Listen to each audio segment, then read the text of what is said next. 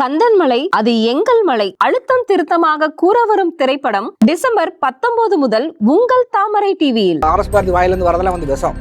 ஏன்னா சர்வசாதாரணமா நாங்க போட்ட பிச்சை அப்படின்பாரு. அதாவது என்ன சொல்றது, நீதிபதி அந்த இதுக்கே வந்து நீங்க போட்ட பிச்சைங்கிறீங்கன்னா அப்ப நீங்களா சாப்பாடு போட்டு அடுத்த வருஷம் நீங்க சொல்லி காமிப்பீங்க நான் போட்ட உனக்கு பிச்சை அப்படின்னு. இப்ப நம்ம விவரம் தெரிஞ்சதுக்கு அப்புறம் இவருக்கு எந்த சம்மந்தமும் கிடையாது. ஸோ உண்மையாவே அவர் போராடி இருந்தா அந்த இடத்துல அவர் ஜெயிச்சிருக்கணும் இல்ல. அதனாலதான் நிறைய இடங்கள்ல வந்து பிஜேபி தலைவர்கள் சொல்ற காரணம், நீ கும்பிடி பண்ணித்தானா உனக்கு வந்து ஒன்றும் தெரியாது சொல்ல காரணம் என்னன்னா, சின்ன அழகான எக்ஸாம்பிள். ஏங்க சிங்கிள் டிஜிட்ல ஓட்டு வாங்கிருக்கீங்க, மொத்தமாகவே வந்து 6 ஓட்டுகள் தான், அவ்வளவுதான். அதுல தனித்தனியா பிரிச்சு பார்த்தா நீங்க சொல்றீங்களா திராவிட நாடு, உங்க திராவிட நாட்டுல உங்களுக்கு இப்ப சொல்லுங்க நீங்க திராவிட நாடு அப்படின்னு. நீங்க ஜிஆர் சாமிநாதன் அவரை பற்றி நீங்கள் எவ்வளோ கேவலமாக பேச முடியுமோ பேசுகிறீங்க. மு வரதராஜன் ஒரு ரிட்டையர்டு போலீஸ் இன்ஸ்பெக்டர் டிஎஸ்பி நினைக்கிறேன், அவர் ஜட்ஜை பற்றி பேசினா சொல்லி நீங்கள் தூக்கி உள்ள வச்சு ரொம்ப அட்டூழியம் பண்ணுறாங்க. ஏன்னா இப்போ இவரை பற்றி வந்து டெய்லி பேசிட்டு இருக்கிறாங்க. ஒரு ஜட்ஜை பேசுறீங்க, அவரோட ஜட்ஜ்மெண்ட்டை பேசுறீங்க, தீர்ப்பு வந்து ஜட்ஜை பேசுறீங்க, ஜட்ஜ்மெண்ட்டை பேசுறீங்க, ஜாதியை பற்றி அவரோட எல்லா விஷயத்தையும் பேசுறீங்க. இந்த உரிமைகள்லாம் கொடுத்தது யாரு? நீங்கள் ஜட்ஜு கொடுக்குற தீர்ப்பு நீங்கள் ஏற்றுக்கொள்ள தயாரா இல்லை. நான் என்ன சொன்னேன், இது துர்கா ஸ்டாலின் அம்மையார் வந்து அந்த கோயிலுக்கு போறாங்க விளக்கதை சொன்னாங்கன்னா செஞ்சிருவாங்க, கட்டாயம் செஞ்சிருவாங்க. அவர் ஜட்ஜ்மெண்ட் கரெக்டா இல்லையா அதைத்தான் நம்ம பார்க்கணும். அதே மாதிரி இது உங்களுக்கு பிடிக்காத, உங்களுக்கு ஜட்ஜ்மெண்ட் பிடிக்கல நீங்க அப்பீல் போகலாம். அதுக்காக இந்த ஜட்ஜையே நீங்க மாத்தணும் சொல்றேன்னா அப்ப ஒவ்வொருத்தருமே வந்து எனக்கு என் ஜட்ஜ்மெண்ட் பிடிக்கல நீங்க வேற ஒருத்தர் மாத்துங்க. இல்லைன்னா நான் கேஸ் ஃபைல் பண்ணும்போது எனக்கு இவர் தான் வேணுங்க, நீங்க விட்டவர் என்ன சொல்லுவாங்க அப்படின்னா, என்னோட கேஸ் வந்து இவர் தான் வாதாடணும், இவர் வாதாடணும், இவர் தான் ஜட்ஜ்மெண்ட் கொடுக்கணும். அப்புறம் நீங்க வாதாடணும் அவசியமே இல்லையே. அவங்க என்ன கேட்கறாங்க, அடிஷனல் பேமெண்டா கேட்கறாங்க, வேலை பார்க்கறதுக்கான சம்பளத்தை கேட்கறாங்க. அதை கொடுக்கறதுக்கு உங்களுக்கு ஏன் இவ்வளவு கஷ்டமா இருக்கு? அதுக்கு தான் நான் 2 நேரம் சாப்பாடு போட்டேன், 3 நேரம் சாப்பாடே போட்டுட்டா நீங்க சொல்லிங்க பின்னாடி. இந்த வாரத்தில் நான் லாஸ்ட் வீக்ல நடந்து நினைக்கிறேன். இவங்களை ட்ரீட் பண்றதுக்கு பயப்படுறாங்க. டாக்டர் ஜி மேல கை வச்சா கிடைக்கிற ஓட்டும் கிடைக்காம போயிடும். ஆனா இவங்க மேல அவங்களுக்கு அந்த பயமே கிடையாது. தூய்மை பணியாளர் இவங்க என்ன செஞ்சிருவாங்க. அந்த 2 பேரை ட்ரீட் பண்ற விதமே வேற மாதிரி இருக்குது. ஏழை குழந்தைகளின் அடிப்படை கல்விக்காக உதவ singleteacherschools.org இணையதளத்தை தொடர்பு கொள்ளுங்கள்.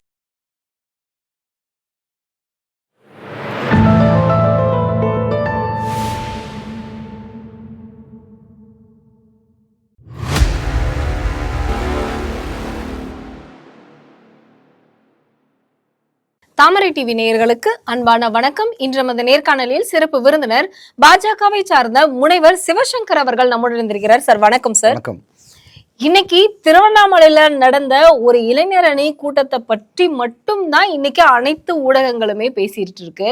ஆனா அடுத்தடுத்து நடக்க இருக்கக்கூடிய சட்டமன்ற தேர்தலுக்கு முன்னாடி ஒரு எச்சரிக்கையாக கேரளாவில் உள்ளாட்சி தேர்தல் நடந்திருக்கு. இதுல திமுக படு தோல்வி, பயங்கரமான ஒரு தோல்வியை சந்திச்சிருக்கு. அதுல வந்து இருக்கிறவங்க ஓட்டு போட்டிருந்தா கூட ஒரு 50 ஓட்டாவது வாங்கியிருப்பாங்க. வெறும் 3 ஓட்டு வாங்கி இருக்கு திமுக. இதுல முக்கியமாக பாத்தீங்க அப்படின்னா பாஜக 45 ஆண்டு காலம் கழித்து ஒரு வரலாற்று படைத்த ஒரு சாதனையை வந்து புரிஞ்சிருக்குன்னே நம்ம சொல்லலாம். இந்த தேர்தல் வெற்றியையும் இவங்களுடைய தோல்வியையும் நீங்க எந்த கண்ணோட்டத்துல பாக்குறீங்க? திருவண்ணாமலை நீங்க நேற்று அந்த ஈவெண்ட்டை பத்தி சொன்னீங்க. எந்த பேப்பர் எடுத்தாலும் அதுதான் இருக்குன்னா, நீங்க காசு கொடுக்குறாங்க அதை செய்யறாங்க. அந்த மீடியா ஃபுல்லா ஒருத்தவங்களோட கண்ட்ரோல் இருக்குங்கிறதுக்கு சிறந்த எடுத்துக்காட்டு வந்து இப்போ நீங்க சொன்னதுதான். ஏன்னா நீங்க வந்து ஒரு நடுநிலையான செய்தித்தாளாக இருக்கட்டும், நியூஸ் சேனலாக இருக்கட்டும், என்ன பண்ணியிருப்பாங்க அப்படின்னா எல்லாத்தையுமே கவர் பண்ணணும். அன்னைக்கு என்ன ஹாட் டாப்பிக்கோ அதை எல்லாமே கவர் பண்ணணும். நீங்கள் இந்த பிஜேபி ஜெயிச்சதாக இருக்கட்டும், கேரளாவில் அந்த நியூஸ் பார்த்தீங்கன்னா எங்கேயுமே வராது. வரும், எங்கேயாவது ஒரு ஓரத்தில் வரும். 10 பைசாவுக்கு பிரயோஜனம் இல்லாத டிஎம்கே நியூஸ் மட்டும் பார்த்தீங்கன்னா வந்து ஃபுல் கவரேஜில் வரும். ஏன்னா அவங்களுக்கு காசு கொடுத்ததை ப்ரொமோட் பண்ண ஆள் தயாராகிறாங்க. அவங்களுக்கு கோடிக்கணக்கில் அடிச்சு வச்சிருக்காங்க. கொஞ்சம் நஞ்சம் காசு கிடையாது, அவ்வளோ காசு வச்சிருக்காங்க. இன்னும் 10 எலெக்ஷன் இல்லை, ஒரு 100 எலெக்ஷன் தேவையான காசுலாம் ஏற்கனவே அடிச்சு வச்சிருக்காங்க. அவ்வளோ காசு இருக்குது. அதனால தான் நம்ம ஏற்கனவே ஒரு இன்டர்வியூவில் சொன்ன மாதிரி மறுபடியும் சொல்கிறேன், அவங்க தோத்தாலும் கவலைப்பட மாட்டாங்க. ஆனால் அவங்களுக்கு தெரியும் தேவையான அளவு ஃபண்டு இருக்குது, தேவையான அளவு ஒரு என்ன சொல்ற ஒரு குடும்பம் இன்னொரு 1000 வருஷத்துக்கு வாழ்றதுக்கு தேவையான அளவு காசு அடிச்சு வச்சிருக்காங்க. காசை கொடுக்குறாங்க, பிரிண்ட் பண்ணுறாங்க, அது மட்டும்தான் வருது. வேறு எதையுமே அவங்க ஃபோக்கஸ் பண்ணக்கூடாது. இது வந்து ஆர்டிஃபிஷியலாக இவங்க உண்டாக்கின கூட்டம் தான். அதில் என்னமோ இவர் படையப்போ ரஜினிகாந்த் ரேஞ்சுக்கு இவர் காலை தூக்கி போடுறதெல்லாம் பார்த்தா அவன் சாப்பாட்டு கொள்ளி இல்லாமல் தமிழ்நாட்டு எத்தனை பேர் இருக்கிறாங்க.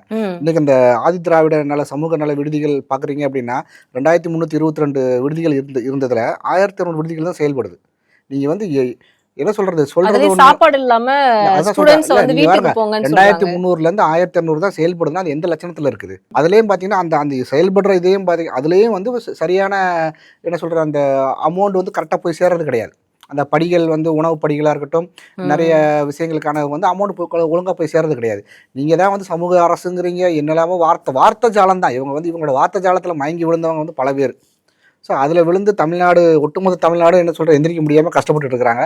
அது மாணவர்கள் புரிஞ்சுக்கணும். இப்போ நீங்கள் 2300 இருக்க வேண்டிய இடத்துல வந்து 1300 தான் இருக்குதுன்னா, அப்போ 65,000 ஸ்டூடெண்ட் படிக்க வேண்டிய இடத்துல ஒரு 35,000 ஸ்டூடெண்ட் தான் இருக்கிறாங்கன்னா, மீதி அவங்கள பற்றி எந்த கவலையுமே கிடையாது. உங்களுக்கு அதை பற்றிலாம் இவங்களுக்கு கவலை இருக்குதா? இல்லை, நாங்கள் 1 கோடி இளைஞர்களை திரட்டினோம், இங்கே ஒரு 30,000 பேருக்கு வந்து நீங்கள் வந்து மூடி வச்சிருக்கிறீங்களா சமூக நல விடுதிகளை, அதை பற்றிலாம் நீங்கள் பேசுங்க. அதெல்லாம் வந்து ஏன்னா ஒரு நாள் இவங்க பேச மாட்டாங்க. இதை வந்து வெளியே தெரிய விடாமல் பார்க்குறதுல வந்து இவங்க ரொம்ப தெளிவாக இருப்பாங்க. இந்த நியூஸ்லாம் பார்க்குறீங்கன்னா, யார் ரெகுலராக நியூஸ் பேப்பர் படிக்கிறாங்க அவங்களுக்கு தெரியும், பாலிடிக்ஸில் இருக்கிறவங்களுக்கு தெரியும், ஆப்போனன்ட் பார்ட்டிஸ் தெரியும். ஆனால் சாதாரண மக்களுக்கு தெரியது கிடையாது. ஆனால் சாதாரண மக்களுக்கு இவங்க என்ன பண்ணுறாங்க, ஒரு நாள் மட்டும் போய் சாப்பாடு கொடுத்து ஒரு ஃபோட்டோ எடுத்துகிட்டு வந்துடுறது. தூய்மை பணியாளர்கள் இவங்க சாப்பாடு கொடுத்தாங்க, மீதி நாள் எங்கே என்ன பண்ணீங்க? இல்லை, உணவு வரது இல்லை அப்படின்னு ஒரு நாள் நீங்கள் கொடுத்தீங்க, ஒரு நாள் என்ன பண்ணுனீங்க? ஒரு ஃபோட்டோக்காக தான், ஃபோட்டோ ஷூட்டு தான், முழுக்க ஃபோட்டோ ஷூட்டு தான். ஃபோட்டோ ஷூட் கொடுத்து நாங்கள் 3 நேரம், நீ 3 நேரம் சாப்பாடு கொடுக்கறதுக்கு பொதுவாக அவங்களுக்கு சாப்பிட்றதுக்கு அந்த என்ன சொல்கிறேன், அவங்களுக்கு தேவையான உணவு அவங்களே உற்பத்தி, அதாவது என்ன சொல்கிறது, அவங்களே செஞ்சுக்கிறதுக்கான ஒரு அவங்க என்ன கேட்குறாங்க, அடிஷனல் பேமெண்ட்டாக கேட்குறாங்க. வேலை பார்க்கறதுக்கான சம்பளத்தை கேட்குறேன், அதை கொடுக்கறதுக்கு உங்களுக்கு ஏன் இவ்வளோ கஷ்டமாக இருக்குது? அதுக்கு தான் நான் 2 நேரம் சாப்பாடு போட்டேன், 3 நேரம் சாப்பாடே போட்டுவிட நீங்கள் சொல்லிங்க பின்னாடி. ஏன்னா நீங்கள் ஆர்எஸ் பாரதி வந்து ஆர்எஸ் பாரதி வாயிலேருந்து வரதெல்லாம் வந்து விஷம். ஏன்னா சர்வசாதாரணமாக நாங்கள் போட்ட பிச்சை அப்படின்பாரு. அதாவது என்ன சொல்கிறது, நீதிபதி அந்த இதுக்கே வந்து நீங்கள் போட்ட பிச்சைங்கிறீங்கன்னா அப்புறம் நீங்களாம் சாப்பாடு போட்டு அடுத்த வருஷம் நீங்கள் சொல்லி காமிப்பீங்க, நான் போட்ட உனக்கு பிச்சை அப்படின்னீங்க. ஸோ அதை ஒரு என்ன பேசுகிறோம், அது வந்து யாரையா பாதிக்குமா, மனதை பாதிக்குமா, அந்த இதெல்லாம் கிடையாது. நமக்கு நம்ம ராஜா, நம்ம தான் ராஜா, நம்மளை யார் எதுவும் செய்ய முடியாதுன்னு என்ன சொல்கிறது, ஒரு அகம்பாவத்தில் உட்காந்துட்டு இருக்கிறாங்க. அது ஒரு 3 மாதம் மாறிடும். இப்போ நம்மளே இதை விட்டுட்டோம். அந்த பிஜேபி இதை பற்றி அது சொல்கிறேன், இவங்களோட டாக் வந்து இவங்களை பற்றியே பேசிகிட்டு இருக்கணுங்கிற மாதிரி தான் இருக்கும். 45 வருஷம் கழிச்சு பார்த்தீங்கன்னா, மேயர் எலெக்ஷனில் திருவனந்தபுரத்தில் வந்து ஸ்ரீலேகா ஐபிஎஸ், ஒரு எக்ஸ் டிஜிபி, ஒரு மிகப்பெரிய பதவியில் இருந்தவங்க. அவங்கள என்ன சொல்கிற, எக்ஸ் டிஜிபின்னா அந்த மாநிலத்தோட ஒரு மிகப்பெரிய பதவி. கேரளாவோட ஃபர்ஸ்ட் ஐபிஎஸ் ஆஃபீஸர், பெண் விமன் ஐபிஎஸ் ஆஃபீஸர். அவங்கள எந்த ரிமார்க்ஸுமே கிடையாது. அவங்க பிஜேபி சூஸ் பண்ணுறாங்க, சூஸ் பண்ணி கிரவுண்ட் லெவலில் ஒர்க் பண்ணுறாங்க. இப்போ நீங்கள் ஜெயிச்சதெல்லாம் விட்டுருங்க, நீங்கள் ஜெயிச்சதெல்லாம் செகண்டரி. ஏன்னா ஒரு எலெக்ஷன்லையாக இருக்கட்டும், எந்த ஒரு விஷயத்துலையுமே, விளையாட்டாக இருக்கட்டும், வெற்றியின் தொழில் வீரனு கலகு. அவங்க வந்து கிரவுண்ட் லெவலில் போய் ஒரு வார்டு மெம்பரில் நிற்கிறாங்க. ஏங்க நீங்கள் டிஜிபியோட போஸ்ட் எங்கே இருக்குது? யூபிஎஸ்சி எக்ஸாம் கிளியர் பண்ணி ஒரு மாநிலத்தோட அவங்களுக்கு கீழே எத்தனை பேர் வேலை பார்த்துருப்பாங்க, அவங்க போய் ஒரு வார்டு மெம்பரில் நிற்கிறாங்கன்னா அவங்களே வந்து இன்னொரு இப்போ இந்த தேர்தல் வெற்றி அடைஞ்சாலும் அவங்க டிஜிபி கிட்ட போய் இவங்க போய் நிக்கிற மாதிரியான ஒரு சூழ்நிலை வரும். ஆனா அதெல்லாம் யோசிக்காம இவங்க வந்து, நான் என்ன சொல்றேன்னா, கிரவுண்ட் லெவல் இதை எதுக்காக நான் சொல்ல வரேன்னா, பிஜேபி எப்படி ஒர்க் பண்ணுங்கிறத தெரிஞ்சுக்கிறதுக்கு நான் சொல்ல வரேன். ஒரு எக்ஸ் டிஜிபியாக இருந்தாலும் எந்த ஒரு இதுவுமே இன்னைக்கெல்லாம் சாதாரணமாக வந்து ஏதாவது ஒரு போஸ்டிங்கில் இருந்தால் கூட, நான் இந்த போஸ்டிங்கில் தான் நான் இவங்ககிட்ட போய் நிற்கணுமா, அவங்ககிட்ட போய் நிற்கணும், அது வந்து சாதாரண மனுஷனுக்கு வரும். ஆனால் இவங்க அவ்வளோ படித்து என்ன சொல்கிற, அவ்வளோ பெரிய பதவியில் இருந்தவங்க சாதாரணமாக வந்து ஒரு கிரவுண்ட் லெவலில் போய் இறங்கி நிற்கிறாங்க அப்படின்னா வந்து, அப்போ அவங்க எப்படிப்பட்ட ஆட்களை வந்து பிஜேபி சூஸ் பண்ணுறாங்க, அந்த மனப்பான்மையே முதல்ல வராது. சாதாரண கணிப்பு சரியா இருந்திருக்கு. இல்லை, அவங்க வந்து நீங்கள் வந்து கிரவுண்ட் லெவலில் இருந்து நீங்கள் ஒர்க் பண்ணணுங்கிறதா அவங்களோட எண்ணம். நீங்கள் வந்து அவர் நினச்சா அவங்களுக்கு ஒரு எம்பி கேண்டிடேட்டாவோ ராஜ்யசபா எம்பி என்ன வேணால் கொடுக்கலாம். ஏன்னா அவங்களுக்கு ஒரு எந்த ரிமார்க்குமே கிடையாது, அவங்க மேலே எந்த ரிமார்க்குமே கிடையாது. ஏன்னா அவங்கள வந்து ரைடு, அவங்க அந்த பேர் சொல்லி தான் கூப்பிடுவாங்க, அவங்களோட ஸ்ரீலேகா, ரைடு ஸ்ரீலேகா அப்படின்னு தான் கூப்பிடுவாங்க. ஆனால் அந்த அளவு ஸ்ட்ரிக்டான ஆஃபீஸர். ஏன்னா இவங்க எந்த ரிமார்க் இல்லாதவங்களுக்கு என்ன பதவி வேணால் கொடுக்கலாம். நினச்சிருந்தா ராஜ்யசபா சீட் அவங்க போய் டிமாண்ட் பண்ணும்போது, அவங்ககிட்ட பிஜேபியில் சேர்றேன், எனக்கு ராஜ்யசபா சீட்டு கொடுன்னு கேட்கல, அப்படிலாம் அவங்க கேட்கவே இல்லை. நான் கிரவுண்ட்லேருந்து இறங்கி வேலை பார்க்க தயாராக இருக்கிறேன். கிரவுண்ட்லேருந்து இறங்கி வார்டு மெம்பராக நிற்கிறாங்க. நீங்கள் அது அந்த விஷயத்தை வந்து அது ஒரு பெரிய விஷயம்.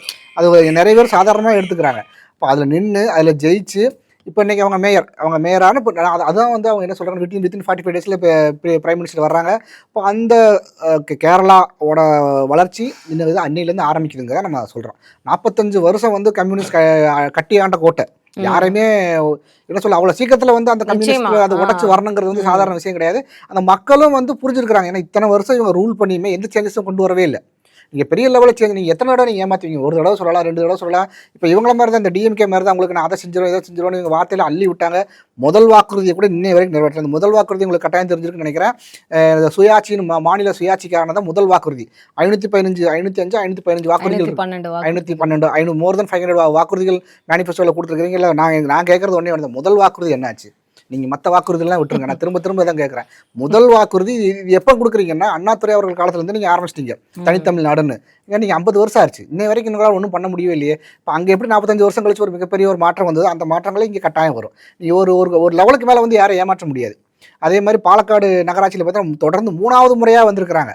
இன்னொன்று, நிறைய இடங்கள்ல வந்து அக்கௌண்ட் ஓப்பன் பண்ணியாச்சு. என்ன, அதாவது எதுக்கு எடுத்தாலும் வந்து நார்த்தில் நீங்கள் இருக்கலாம், சவுத்தில் நீங்கள் வர முடியாது, சவுத்தில் வந்து நீங்கள் கால் ஊன்ற முடியாதுன்னு சொல்லிங்க. எங்க ஃபர்ஸ்ட் திருச்சூரில் அவர் ஜெயிச்சார், சுரேஷ் கோபி ஜெயிச்சார். அதுக்கப்புறம் பார்க்குறீங்கன்னா இப்போ இங்கே வந்திருக்காரு. எல்லா இடங்களிலுமே வந்து சீட் வாங்கியாச்சு. இப்போ இவங்களுக்கு அது என்ன செய்யறதுன்னு தெரியல. இப்போ அடுத்து வந்து தமிழ்நாடு. ஸோ கூடிய சீக்கிரத்தில் அதுவும் நடக்கும். ஸோ அதனால தான் இவங்களுக்கு பயம். இவங்க வந்து அதான் இவர் சொல்றாரு, அமித்ஷா அவர்கள் சொல்றாரெல்லாம் நடக்குது. எப்படி நடக்குதுன்னா கிரவுண்ட்லேருந்து இறங்கி வேலை பார்க்குறாங்க. அதனால பீகார்ல ஏற்பட்ட மாற்றம் வந்து இப்போ கேரளாவில் ஏற்பட்டிருக்கு. உங்களுக்கு படித்தவங்க சிந்திக்க ஆரம்பிக்கிறாங்க. அவ்வளோதான். நீங்கள் இதுக்கு முன்னாடி பார்த்தீங்கன்னா வந்து ஒரு படிச்சிருந்தாலுமே வந்து மோஸ்ட்லி வந்து அவுட் ஆஃப் இந்தியாவில் போய் வேலை பார்க்குறவங்க தான் நிறைய பேர் இருப்பாங்க. இந்த மாநிலம் வளரணும் அப்படின்னு என்ன செய்யணும்? அப்போ இங்கே ஒரு சரியான ஆள் இல்லாமல் அது வந்து வளர்ச்சி அடையாது. அந்த வளர்ச்சியை கொடுக்கறதுக்கு இந்த விலிங்கம் போட்டு வந்து உங்களுக்கு தெரியும் கரெக்டாக. அதாவது தமிழ்நாட்டுக்கு வர வேண்டியது கேரளா, அந்த இடத்துல பார்த்தீங்கன்னா கம்யூனிசம் வந்து கரெக்டாக அதை யூஸ் பண்ணிக்கிட்டாங்க. எப்படின்னா இந்த போட்டு இங்கே வந்து இத்தனை பேருக்கு வேலை வாய்ப்பு கிடைக்கும், நம்ம மாநிலம் முன்னேறும், அந்த ஒரு விஷயத்தில் வந்து அவங்க புரிஞ்சுக்கிட்டாங்க. அது தமிழ்நாடு அரசு புரிஞ்சுக்கல. தமிழ்நாடு அரசு புரிஞ்சுக்கலையா இல்லை அந்த நியர்பை அந்த சிறுபான்மையினர் அவங்க ஏற்படுத்தின பிரச்சனை. இந்த ஜெகத் கஸ்பர்னு ஒரு ஆள் ஆரம்பிச்சார். அந்த வீடியோஸ் எல்லாம் பார்த்துருப்பீங்க. இங்கே வந்தால் அது அழிஞ்சிரும் இது அழிஞ்சாங்க, இங்கே அழிஞ்சிரும்னா 10 கிலோமீட்டர் தள்ளி எப்படி அது நல்லா இருக்கும் அப்படின்னா அவங்களுக்கு எப்படி அது சரியா தெரியும். இத்தனைக்கும் பார்த்தீங்கன்னா அது கம்யூனிஸ்ட் அவங்களும் வந்து பிஜேபிக்கு ஆப்போனன்ட் தான், நீங்களும் பிஜேபிக்கு ஆப்போசிட் தான். அப்போ அவங்க எப்படி இதை கரெக்டாக சூஸ் பண்ணாங்க? அவன் நாடு முன்னேறன்னு நினைச்சான், அவங்க சூஸ் பண்ணாங்க. அப்போ அவங்க என்ன யோசிக்கிறாங்க, சென்ட்ரல் கவர்மெண்ட்டில் சரியான ஆளை தேர்ந்தெடுத்து வச்சோம்னா இப்போ அந்த ஒரு சின்ன எக்ஸாம்பிள் விழிஞ்சம் போட்டோம். அப்படி அந்த போர்ட்டால் இப்போ எத்தனை பேர் பயனடைஞ்சிருப்பாங்க, எவ்வளோ அந்த ஒரு ஏரியாவில் வந்து பிஸ்னஸாக இருக்கட்டும், ஒரு பொருளாதாரம் அந்த இடத்துல முன்னேறும். ஸோ இதெல்லாம் மக்கள் பார்க்குறாங்க. இப்போ யார் வந்தால் நம்ம மாநிலம் முன்னேறுன்னு பார்க்குறாங்க. அதன் அடிப்படையில் வந்து அடுத்த கேண்டிடேட் பார்க்குறீங்கன்னா இவ்வளோ எக்ஸ்பீரியன்ஸான ஒரு கேண்டிடேட்டை அவங்க ஒர்க் பண்ண தயாராக இருக்கிறாங்க, அவங்களுக்கு அந்த வாய்ப்பு கொடுக்கணும். அதுதான் அடுத்தது. இப்போ நீங்கள் டிஎம்கே மாதிரி நேராக வந்து டெப்டி சீஃப் மினிஸ்டர் மாதிரிலாம் ஒன்றுமே கிடையாது. ஒரு தகுதியும் இல்லை. நீ வந்து கோபாலபுரத்தில் பிறந்தாங்கிற ஒரே ஒரு காரணத்துக்காக தான் வந்து உங்களுக்கு டெப்டி சீஃப் மினிஸ்டர் கொடுத்துருக்கீங்க. ஸோ அது என்ன தகுதி இருக்குது? அதை விட ஒரு தகுதியுமே கிடையாது. ஒரு 10 நிமிஷம் ஒரு விஷயத்தை பற்றி பேச தெரியாது. டெக்னிக்கல் கண்டென்ட் கிடையாது. நீட்டை ஒழிச்சிடுவேன். நீங்கள் இன்னும் அந்த ரகசியத்தை நீங்களே உங்கள் வாயாலே ஒத்துக்கிட்டீங்க, என்னால் செய்ய முடியாது அப்படின்னு. அதுதான் 505 வாக்குறுதிகளுக்கும் நீங்கள் கொடுத்த அத்தனை வாக்குறுதிகளுமே இன்டைரக்டாக நீங்கள் நீட்டுக்கு மட்டும் அவர் சொல்லலை, ஒட்டுமொத்தமாக எல்லாத்துக்குமே சொல்கிறாரு எங்களால் அதை செய்ய முடியும். ஏன்னா அது இருக்கிற டாப் ப்ரியாரிட்டி பார்த்தீங்கன்னா நீட்டை தான் வந்து 5 நிமிஷத்துக்கு கூட பேசி மக்கள் மனசில் அந்த குழந்தைகள் மனசில் வந்து ஒரு நச்சை விதைச்சு நீங்கள் வந்து ஆட்சிக்கு வந்தீங்க. இப்போ நீங்கள் நீட்டுக்கு செய்ய முடியாது, நீங்கள் எப்படி ஓப்பனாக ஒத்துக்கிட்டீங்களா? என்ன மீனிங்னா நீங்களால் எந்த வாக்குறுதிகளையுமே செய்ய முடியாது அப்படிங்கிறது அதோட மீனிங். அதை மக்கள் புரிந்து கொள்ள வேணும்.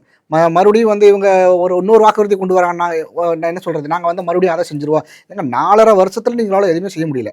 ஜாக்டோஜியோ ரோட்டுக்கு வந்துட்டாங்க, தூய்மை பணியாளர்கள் மறுபடியும் போராடுறாங்க. இதில் நான் ஒரு வித்தியாசத்தை புரிஞ்சுக்கணும். ஜாக்டோஜியோ போராடுற இடத்துல வந்து இவங்களால வந்து அவங்கள வலுக்கட்டாயமாக இவங்களால எதுவுமே செய்ய முடியல. நீங்கள் அங்கே இருக்கிற போலீஸ் ப்ரொடக்ஷனை பாருங்க, தூய்மை பணியாளர்கள் இவங்க எப்படி ட்ரீட் பண்ணுறாங்கன்னு பாருங்க. வலுக்கட்டாயமாக ஒரு இன்டீசெண்டாக பிஹேவ் பண்ணுற மாதிரி தான் இவங்க பண்ணுறாங்க. ரெண்டுமே போராட்டம் நடக்குது. போன வாரத்தில் இந்த வாரத்தில் லாஸ்ட் வீக்கில் நடந்து நினைக்கிறேன். இவங்க ட்ரீட், ஏன்னா இவங்களை ட்ரீட் பண்ணுறதுக்கு பயப்படுறாங்க. ஜாக்டோஜி மேலே கை வச்சா கிடைக்கிற ஓட்டும் கிடைக்காம போயிடும். ஆனால் இவங்க மேலே அவங்களுக்கு அந்த பயமே கிடையாது. தூய்மை பணியாளர் இவங்க என்ன செஞ்சிருவாங்க.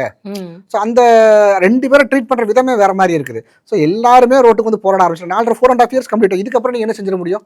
உங்களால் எதுவுமே செய்ய முடியாங்க. 4 வருஷத்துக்கு முன்னாடி நீங்கள் அந்த லேப்டாப் கொடுத்துருந்தீங்கன்னா அவன் வந்து நேரம் டிகிரி முடிச்சு ஒரு வேலைக்கு போயிருப்பான். 4.5 வருஷம் கழிச்சு இனிமேல் நாங்கள் கொடுக்குறோன்னு சொல்றீங்க. அது நீங்கள் எப்படி உங்களால் செய்ய முடியும்? ஏன்னா 4.5 வருஷம் உங்களால் செய்ய முடியல. நீங்கள் இதுக்கப்புறம் நீங்கள் கொடுத்தாலுமே வந்து அத்தனை பேரும் கொடுப்பீங்களா? கொடுக்க மாட்டீங்க. இப்போ மறுபடியும் என்ன சொல்கிறீங்க? மகளிர் உதவித்தொகை சொல்கிறீங்க. மகளிர் உதவித்தொகை விடுபட்டவங்களுக்கு கொடுப்போன்னு சொல்லுவாங்க. என்ன சொல்லலாம்? விடுபட்ட தகுதியானவர்கள், மறுபடியும் அந்த தகுதியானவர்கள். இந்த வார்த்தைகளெல்லாம் நீங்கள் வந்து மேனிஃபெஸ்டோவில் விட்டீங்க.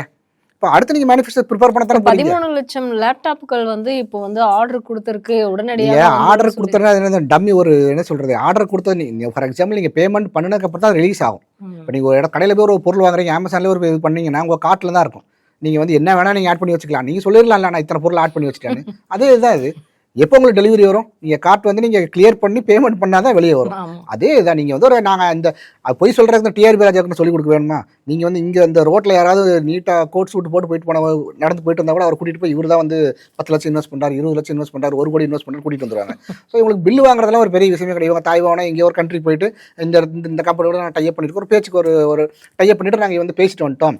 ஆனால் அது ரிலீஸ் ஆகும்னா ரிலீஸ் ஆகாது. நீங்கள் பேமெண்ட் பண்ணினா மட்டும்தான் ப்ராடக்ட் இங்கே வரும். அவங்க என்ன சொல்லுவாங்க, எங்களால் வந்து இது எப்படி இதுவரை கொண்டு போகணும்னா அப்படியே ஜனவரி, பிப்ரவரி, மார்ச், ஏப்ரல் வரை கொண்டு போய் செய்ய மாட்டாங்க. எங்கள் கவர்மெண்ட் மறுபடியும் அமைஞ்சுன்னா நாங்கள் செய்வோம் அப்படிம்பாங்க.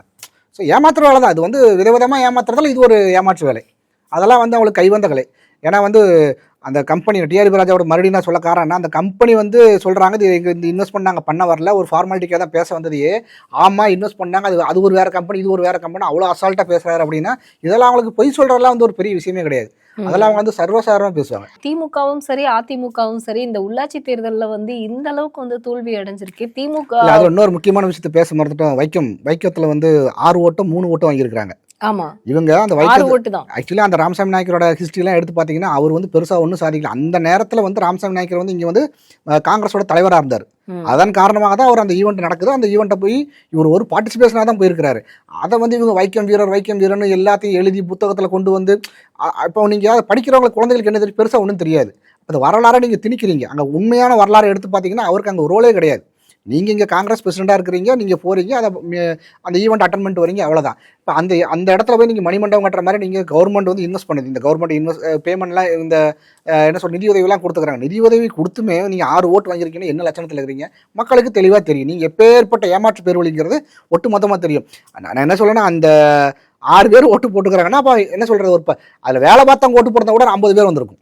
கண்டிப்பாக மக்கள் தெளிவாக இருக்கிறாங்க. இப்போ உனக்கு ராமசாமி நாயக்கருக்கு இதுக்கு எந்த சம்மந்தமும் கிடையாது. அவர் எந்த ஒரு இதுவுமே கிடையாது. அது மக்களுக்கு அங்கே இருக்கிற மக்களுக்கு நல்லா தெரியும். இங்கே இருக்கிற மக்களுக்கு அது தெரியல. ஏன்னா நீங்கள் 1969 67 நீங்கள் ஆட்சிக்கு வந்ததுக்கப்புறம் நீங்கள் வந்து எங்கெங்கே பாடநூல் கழகத்தில் வந்து நீங்கள் லியோனி மாதிரி ஆள வச்சுருந்தா என்ன வழங்கும்? ஒன்றுமே இருக்காது. உங்களுக்கு தேவையானதெல்லாம் நீங்கள் இன்செர்ட் பண்ணுறீங்க. அப்படி இன்செர்ட் பண்ணி தான் இப்போ குழந்தைகள்கிட்ட போய் கேட்டிங்கன்னா வைக்கம் வீரர்னா பெரியார் சொல்லுவாங்க. ஏன்னா அவங்கள உண்மையாக என்ன நடந்துங்க நிறைய பேர் தெரியாது. அந்த உண்மையெல்லாம் தெரிஞ்சவன் வந்து அதை பேச மாட்டான்.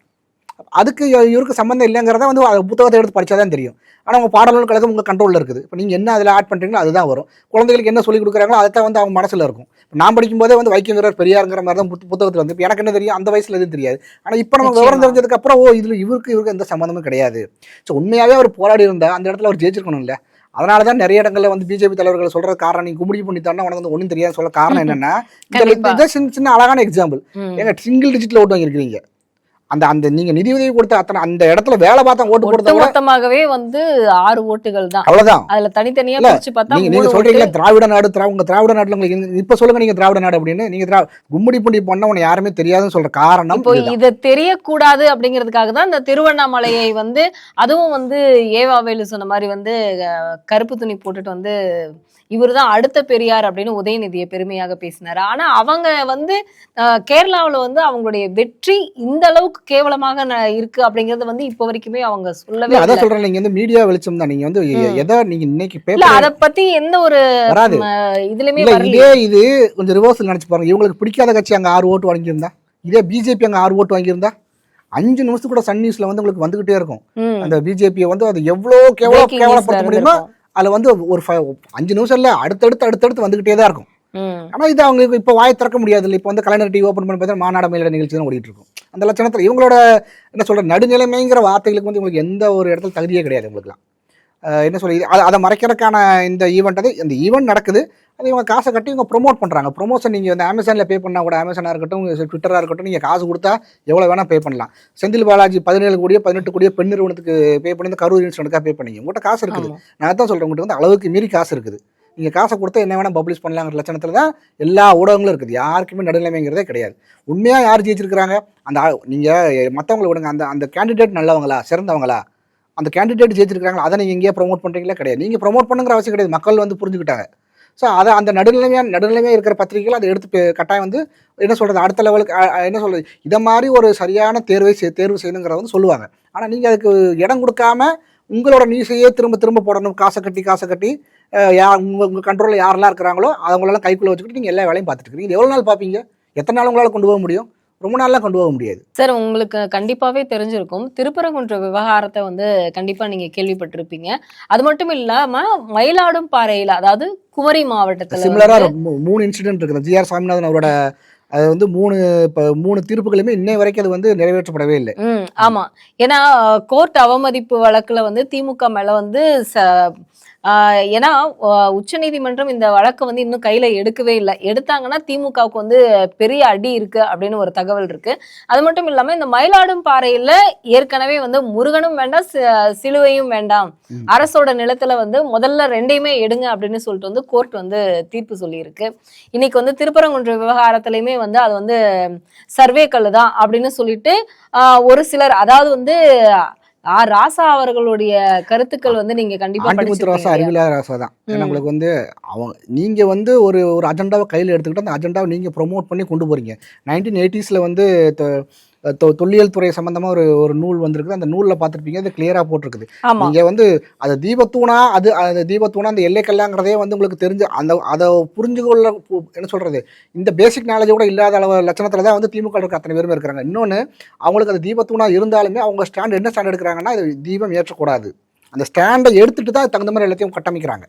அவங்க வந்து நீ என்ன வேணா சொல்லு, நான் அதை செய்ய விட மாட்டேன். இப்போ அவங்களுக்குமே இவங்க அந்த கூட்டத்தில் ஒட்டுமொத்த பேருமே முட்டாலாம் கிடையாது. கொஞ்சம் மண்டையில் அறிவு இருக்கிறதும் ஒரு கூட்டம்லாம் இருக்கும். அவங்களுக்கு என்னன்னா, சட்டத்துறை நான் அதான் சொல்றேன், நான் எனக்கு என்ன சொல்ல வரேன்னா, அவங்க ஒரு ஸ்டாண்டை எடுத்துட்டு அந்த எடுத்த ஸ்டாண்டை இம்ப்ளிமெண்ட் பண்றதுக்கு என்னவோ அதற்குண்டான வேலைகளை அவங்க பார்க்குறாங்க. அவருக்கு உண்மையா நீங்கள் உள்மனசுல பார்க்குறீங்கன்னா கட்டாயம் அவருக்கு தெரியாது தீபத்தூணுங்கிறத அவங்களுக்கும் தெரியும். நானும் நம்ம என்ன ஸ்டாண்ட் எடுத்துக்கிறோம், தீபம் ஏற்றக்கூடாது, அது ஒரு ஸ்டாண்டை எடுத்துக்கிட்டு அந்த ஸ்டாண்டுக்காக வேலை பார்க்குறாங்க. எது உண்மைக்காக அவங்க வேலை பார்க்கல. அவங்களுக்கு நல்லா தெரியுது ரொம்ப நாள் கொண்டு போக முடியாதுன்னு. இவங்க என்ன இழுக்கிற வரைக்கும் இழுப்போம். ஏன்னா இன்னும் 3 to 6 months நமக்கு எலெக்ஷன் டைம் பீரியட் இருக்குது. அவங்களோட என்னன்னா சிறுபான்மையான அந்த ஓட்டுகள். ஸோ சிறுபான்மையான அந்த இடத்துல வந்து யாருமே அப்போஸ் பண்ணவே இல்லை. அதை மக்கள் புரிஞ்சு கொள்ள வேணும். நீங்கள் வந்து யாராவது ஒருத்தர் வந்து ஒரு பக்கத்தில் அந்த 15 மீட்டர் டிஸ்டன்ஸில் இருக்கிற அந்த தர்காவுக்கு யாருமே வந்து அப்போஸ் பண்ணவே இல்லை. நீங்கள் 2வது நாள் அவங்களை வலுக்கட்டாயப்படுத்த நீங்கள் கூட்டிகிட்டு வரீங்க கோர்ட்டுக்கு. உண்மையாகவே அந்த இடத்துல வந்து ஒரு மதக்கலவரம் வரும்னு அவங்க எந்த இடத்துலையுமே அப்போஸ் பண்ணவே இல்லையே. அப்புறம் உங்களுக்கு என்ன பிரச்சனை அப்படின்னா, அதே மாதிரி அது மட்டும் இல்லை, இப்போ நீங்கள் ஜிஆர் சுவாமிநாதன் அவரை பற்றி நீங்கள் எவ்வளோ கேவலமாக பேச முடியுமோ பேசுகிறீங்க. மு வரதராஜன் ஒரு ரிட்டையர்டு போலீஸ் இன்ஸ்பெக்டர், டிஎஸ்பி நினைக்கிறேன், அவர் ஜட்ஜை பற்றி பேசணும் சொல்லி நீங்கள் தூக்கி உள்ள வச்சு ரொம்ப அட்டூழியம் பண்ணுறீங்க. ஏன்னா இப்போ இவரை பற்றி வந்து டெய்லி பேசிட்டு இருக்கிறாங்க. ஒரு ஜட்ஜை பேசுறீங்க, அவரோட ஜட்ஜ்மெண்ட்டை பேசுறீங்க, தீர்ப்பு வந்து ஜட்ஜை பேசுறீங்க, ஜட்ஜ்மெண்ட்டை பேசுறீங்க, ஜாதி பற்றி அவரோட எல்லா விஷயத்தையும் பேசுறீங்க. இந்த உரிமைகள்லாம் கொடுத்தது யாரு? அப்போ நீங்கள் அதனால தான் சொல்கிறேன், இந்த தமிழ்நாடு காவல்துறைங்கிறது கோபாலபுர காவல்துறையாக இருக்குது. நீங்கள் எக்ஸாம் எழுதி கஷ்டப்பட்டு படித்து பாஸ் பண்ணி வர எக்ஸாம் எழுதி வரவங்க, யூபிஎஸ்சி எக்ஸாம் கிளியர் பண்ணி வரவங்களா இருக்கட்டும், நீங்கள் டிஎன்பிசி கிளியர் பண்ணி வரவங்க, அவங்களுக்கு என்ன இருக்கும் வந்தால் வந்து நம்மளால் ஏதாவது சர்வீஸ் பண்ண முடியுமா? நீங்கள் சர்வீஸ் நீங்கள் யாருக்கு பண்ணுறீங்க? கோபாலபுரத்துக்கு தான் பண்ணிட்டு இருக்கிறீங்க. நீ ஒரு சரியான அதிகாரியாக இருந்தால் நான் வந்து அந்த பேர்லாம் தேவையே கிடையாது. நீங்கள் சரியான அதிகாரி இருந்தால் யார் தப்பு பண்ணாலும் தப்பு தானே. மு வரதராஜன் அவர்களுக்கு நீங்கள் வந்து ஒரு விஷயம் பண்ணுறீங்க அப்படின்னா, அதே போன்ற தப்பு பண்ண ஒரு டீம் கேட்கறவங்களை தொட முடியுதா? அப்போ நீங்கள் எதுக்கு அந்த வேலையில் இருக்கணும்? வேலையை விட்டு போக வேண்டியதானே? அவசியமே கிடையாது. சரி, இன்னைக்கு வந்து 56 முன்னாள் நீதிபதிகள் தமிழகம் மட்டும் இல்லை, இதுக்கு வந்து வேற வேற மாநிலத்தில் இருக்கக்கூடிய முன்னாள் நீதிபதிகளுமே வந்து ஜிஆர் சுவாமிநாதன் ஐயாவுக்கு வந்து அவருக்கு ஆதரவாக வந்து கடிதங்களும் அவங்களுடைய கையெழுத்துக்களையும் வந்து போட்டிருக்காங்க. இப்போ வந்து உச்சநீதிமன்றம் இந்த வழக்குகளை வந்து கையில் எடுத்தாங்கன்னா திமுக அரசு வந்து டிஸ்மிஸ் ஆகிறதுக்கான வாய்ப்புகள் இருக்கு. இதை வந்து என்னைக்கோ செஞ்சிருக்கணும். அண்ணாமலை அவர்கள் அதான் சொன்னார். ஏன் வந்து பிரைம் மினிஸ்டர் வந்து இப்போ பொறுமையாக காத்துட்டு இருக்காங்கன்னு தெரியல. இதே மாதிரி ஈவெண்ட் 1952 அப்புறம், அதாவது ஃபர்ஸ்ட் எலெக்ஷன் நடந்ததுக்கு அப்புறம் பார்த்தீங்கன்னா, நேரு கவர்மெண்ட்லேருந்து இந்திரா காந்தி கவர்மெண்ட்டாக இருக்கட்டும், இவங்கெல்லாம் எத்தனை தடவை அவங்களுக்கு ஒரு கவர்மெண்ட் பிடிக்கலாம் கலைச்சிருவாங்க. ஆனால் நீங்கள் அதாவது இப்போ அவங்களுக்கு இவங்க தப்பு பண்ணுறாங்க, இங்கே ஒரு சட்டம் ஒழுங்கு பிரச்சனை இருக்கலாம், அதெல்லாம் செகண்டரி. இவங்களுக்கு அந்த கவர்மெண்ட்டை பிடிக்கலையே கலைச்சிருவாங்க. ஏன்னா ஃபஸ்ட்டு நான் காங்கிரஸ் கவர்மெண்ட் வந்து இஎம்எஸ் அவரோட கவர்மெண்ட் அதையே வந்து இவங்க கலைச்சாங்க. அதுக்கு என்ன காரணம், நேரு அவர்களுக்கு வந்து அதை கலைக்கிற விருப்பம் கிடையாது. ஆனால் இந்திரா காந்தி வந்து இல்லை, அதை கலைச்சி ஆகணும்னு சொன்ன ஒரே ஒரு காரணத்துக்காக தான் கலைக்கிறீங்க. அப்படி இவங்க கலைக்குன்னு நினச்சிருந்தா, பிஜேபி அப்படி நினச்சிருந்தா 2014 எத்தனையோ கவர்மெண்ட் கலைச்சிருக்கலாம். ஆனால் இது வந்து ஜனநாயக டெமோக்ரஸி, இங்கே அதை செய்யக்கூடாது அப்படிங்கிறது ஒரு காரணத்துக்காக தான் வந்து முறைப்படி தேர்ந்தெடுக்கப்பட்ட அரசாங்கம். ஏன்னா தீர்ப்பு சொன்னதுக்காக இம்பீச்மெண்ட்டுக்காக வந்து இம்பீச்மெண்ட் அவங்க செய்யவே முடியாதுங்க. அதாவது எம்பிக்கள் அங்கே போயிருக்காங்க இல்லையா. இப்போ இது போய் அமித்ஷா அவர்கள் வந்து அவங்கள பார்லிமெண்ட்ல அந்த அளவுக்கு வந்து திட்டிருக்காங்க. அவர் மட்டும் இல்ல, அங்க இருந்த அத்தனை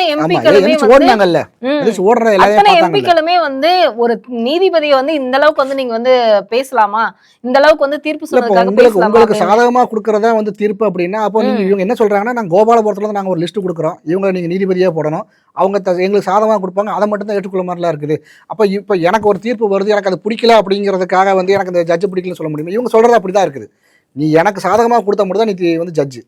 அதாவது எப்படின்னா, இவங்க கோபாலபுரம் தமிழக காவல்துறை எப்படி கோபாலபுரம் காவல்துறையாக மாறிச்சோ, அதே மாதிரி தமிழக நீதித்துறை கோபாலபுரம் நீதித்துறையாக மாறணுங்கிறது அவங்களுடைய எண்ணம். இப்போ நீங்கள் வந்து தமிழக காவல்துறையில் எங்கேயாவது ஒரு இடத்துல உங்களால் வந்து ஒரு டிஎம்கே காருக்கு எதிராகவோ இல்லை நீங்கள் ஏதாவது ஒரு கேஸில் நீங்கள் சிஎஸ்ஆர் காப்பி வாங்க முடியுமா? உங்களால் வாங்க முடியாது. இதை நான் ஆரம்பத்துலேருந்து திரும்ப நிறைய இடங்களில் சொல்கிற காரணம் என்ன, நடக்கவே நடக்காது. அது சிறந்த எக்ஸாம்பிள், போன வாரம் வந்து ஒரு சப் இன்ஸ்பெக்டர் வந்து சிஎஸ்ஆர் காப்பி போடுறதுக்கு 10,000 வாங்குறாரு. ஸோ என்னைக்கோ தமிழக காவல்துறை கோபாலபுரம் காவல்துறையாக மாறிடுச்சு. இவங்களோட அடுத்த டார்கெட் தமிழக நீதித்துறை கோபாலபுரம் நீதித்துறையாக மாறணும். நாங்கள் என்ன சொல்கிறோமோ அதோட தீர்ப்பு தான் நீ கொடுக்கணும். அப்படி கொடுக்கலன்னா அதுக்கு எதிராக என்னென்னலாம் செய்யணுமோ அத்தனை செய்வோம். ஆனா மயிலாடும்பாறையில இந்த குமரி மாவட்டத்துல அந்த இடத்துல அந்த முருகருடைய சிலை எடுத்துட்டு போனாங்க. அதை திரும்பவும் அங்க கொண்டாந்து வைக்கணும் அப்படின்னு சொல்லி செய்ய நீதிமன்றம் மாட்டாங்க சொன்னது. ஆனா அதுக்கப்புறம் வந்து அவங்க அந்த தரப்புலயே வந்துட்டு ஏற்கனவே அந்த இடத்துல வந்து முருகர் சிலையே கிடையாது, அதனால இப்ப எதுக்கு அந்த இடத்துலயே கொண்டு போய் வைக்கணும், வேண்டாம் அப்படின்னு சொல்லிட்டு ஒரு கிறிஸ்தவ அமைப்பை சார்ந்தவர் வந்து மனு போட்டிருக்காரு. அவரும் வந்து திமுகவுடைய நிர்வாகி தான் அப்படின்னு சொல்றாங்க. இது ஏற்கனவே அந்த இடத்துல இருந்ததா, ஆனா திருடிட்டு போனவங்களை இப்போ வரைக்கும் கைது பண்ணல, ஆனா அந்த சிலையை கண்டுபிடிச்சிட்டோம் அப்படின்னு சொல்றாங்க. இப்போ வரைக்குமே இந்த தமிழ் கடவுள், அதாவது இந்துக்களை வந்து ஏன் வந்து டார்கெட் பண்ணிக்கிட்டே இருக்கு? இந்த எக்கோசிஸ்டம் வந்து இவங்களுக்கு வந்து கரெக்டா அந்த ஹிந்துக்களுக்கு இங்க ஏதாவது ஒரு பிரச்சனை நடக்குதுன்னா அது காரணம் பாத்தீங்கன்னா எங்கேயா தேடி பாத்தீங்கன்னா டிஎம்கே காரணம் தான் இருக்கும். ஏன்னா இந்த இடத்துல திருப்பரங்குன்றத்துல சிறுபான்மையினருக்கு வந்து பாத்தீங்கன்னா, அதாவது முஸ்லிம்கள் இஸ்லாமியர்களை வந்து அவங்க ஏதாவது பண்ணணும்னு நினைச்சாங்க. இந்த இடத்துல வந்து பாத்தீங்க அப்படின்னா உங்களுக்கு ஓட் பேங்க் அங்கதான் இருக்கு. உங்களுக்கு வந்து ஒரு மொத்தமா அந்த ஓட் பேங்க் கொஞ்சம் கூட சிதறக்கூடாது, வேற யாருக்குமே போகக்கூடாது. கிறிஸ்டியன் ஓட்டா இருக்கட்டும், முஸ்லீம் ஓட்டா இருக்கட்டும், ஒரு ஓட்டு கூட இன்னொருத்தங்களுக்கு போயிடக்கூடாது, அவங்களுக்காக நாங்கள் ஒர்க் பண்ணுறோம் அப்படிங்கிறத காமிக்கிறதுக்காக தான் எல்லா விஷயங்களையுமே செய்கிறாங்க. இதை மாதிரி எங்கேயாவது ஒரு இடத்துல பிரச்சனை வருதுன்னா அந்த நீங்கள் வந்து அந்த ரூட் காசு எடுத்து பார்க்குறீங்கன்னா அங்கே ஒரு டிஎம்கே காரர் இருப்பாங்க கட்டாயம். எங்கே போய் தேடி பார்த்தாலும் அது பின்னாடியோ முன்னாடியோ ஒரு ஆள் இருப்போம். எப்படி வந்து சேகர் பாபு வந்து ஒரு அம்மா வந்து வாக்கிங் போகிறதுக்கு தேன்மொழியை அந்த மாதிரி நடந்து போகிறதுக்கு கஷ்டமாக இருக்குன்னு சொல்லி ஹைகோர்ட்டில், அந்த மாதிரி டிஎம்கே தானே. ஆமாம். ஸோ அதான் சொல்கிறேன், இவங்களுக்கு வந்து ஒரு விஷயம் எக்கோசிஸ்டம் வந்து கரெக்டாக ஒர்க் ஆகும். இவங்க முன்னாடி வந்து ஒர்க் பண்ணனால பின்னாடி வந்து உங்களுக்காக ஒரு கூட்டம் வேலை பார்த்துட்டே இருக்கும். ஸோ அந்த சிறுபான்மையினரை காப்பாற்றுறோங்கிற பேரில் வந்து செஞ்சுட்டு இருக்கிறாங்க. அது சிறுபான்மையினர்களும் புரிஞ்சுக்கணும். ஏன்னா வந்து உங்கள் மதத்துக்கு எந்த அளவு வந்து ஒரு இம்பார்ட்டன்ஸ் வந்து உங்களுக்கு எல்லா ரைட்ஸுமே இருக்குது. நீங்கள் வந்து ஹிந்து, கிறிஸ்டின், முஸ்லீம் எந்த மதமான இருக்கட்டும், உங்களுக்கு என்ன ஈக்குவல் ரைட்ஸ் இருக்குது அதே ரைட்ஸ் எல்லா மதத்துக்கும் இருக்குங்கிறத அவங்களுக்குலாம் எந்த பிரச்சனையும் கிடையாது. ஏன்னா நீங்கள் திருப்பரங்குன்ற இஷ்யூலேயே பார்த்தீங்கன்னா யாருமே வந்து போராடவே இல்லை, யாருமே வந்து நீங்கள் அதை செய்யக்கூடாது சரி. ஏன்னா அந்த மக்களும் புரிஞ்சு கொள்கிறாங்க, எல்லா இந்த மத உணர்வுகளும் அவங்களும் புரிஞ்சு கொள்கிறாங்க. ஆனால் நீங்கள் புரிஞ்சு கொள்ள விடாமல் இங்கே பிரச்சனையை உண்டாக்கணுங்கிறதுல தான் வந்து இவங்க தெளிவாக இருக்கிறாங்க. இப்போ நீங்கள் ஜட்ஜு கொடுக்குற தீர்ப்பு நீங்கள் ஏற்றுக்கொள்ள தயாராக. நான் என்ன சொன்னேன், இது துர்கா ஸ்டாலின் அம்மையார் வந்து அந்த கோயிலுக்கு போகிறாங்க விளக்கதை சொன்னாங்கன்னு செஞ்சுருவாங்க, கட்டாயம் செஞ்சிருவாங்க. ஆனா நீதிபதி அவர்கள் RSS அமைப்பை சார்ந்தவர், அதனாலதான் வந்து இதே மாதிரி வந்து இப்போ இந்த செந்தில்குமார்னு ஒரு ஜட்ஜ் இருக்கிறாரு, அவர் டிஎம்கேவோட எம்எல்ஏவோட அந்த தீர்ப்பை பத்தி அவர் வந்து விவரிச்சு சொன்னதுக்கு தான் வந்து வரதராஜன் ஐயா அவர்களை வந்து சொல்றேன். அப்போ நீங்க உங்களுக்கு சாதகமாக உங்க அமைப்புல இருந்து யாரோ வந்து ஜட்ஜா இருந்தா அவங்க ஒரு தீர்ப்பு கொடுத்தா அதை நம்ம ஏற்றுக்கணும். அதை நீங்க என்ன இதெல்லாம் கேட்கக்கூடாது. சரி, இதுக்கு முன்னாடி பாங்க, இது வந்து இவரை தெரிஞ்சுக்கட்ட செந்தில்குமார் அவர் தெரிஞ்சுக்கணும். இதுக்கு முன்னாடி ரத்னவேல் பாண்டியன் ஒருத்தர் இருந்தார், திருநெல்வேலி மாவட்டத்தோட ஒருங்கிணைந்த திருநெல்வேலி மாவட்டத்தின் மாவட்ட செயலாளர், அவர் ஜட்ஜ் ஆனார். அப்போ அதுக்கு நீங்கள் பதில் சொல்லுங்கள். இந்த மாதிரி நீங்கள் வந்து ஒவ்வொரு விஷயத்தை எடுத்து இதெல்லாம் பேசுறது யாருன்னா ஆண்டிமுத்து ராசா. இந்த ஹிஸ்ட்ரிலாம் வந்து பல பேருக்கு தெரியாது அப்படிங்கிறதுனால வந்து ஆர்எஸ்எஸ் பின்னணியிலிருந்து இவர் வரக்கூடாது அப்படின்னா இவர் கொடுத்த ஜட்ஜ்மெண்ட் சரியாக தப்பாங்கிறதா நீங்கள் பார்க்கணும். இப்போ அதே மாதிரி இப்போ செந்தில்குமார் அவரை வந்து நீங்கள் செந்தில்குமார் நீதிபதியாக பார்க்குறீங்கன்னா எந்த பிரச்சனையும் கிடையாது.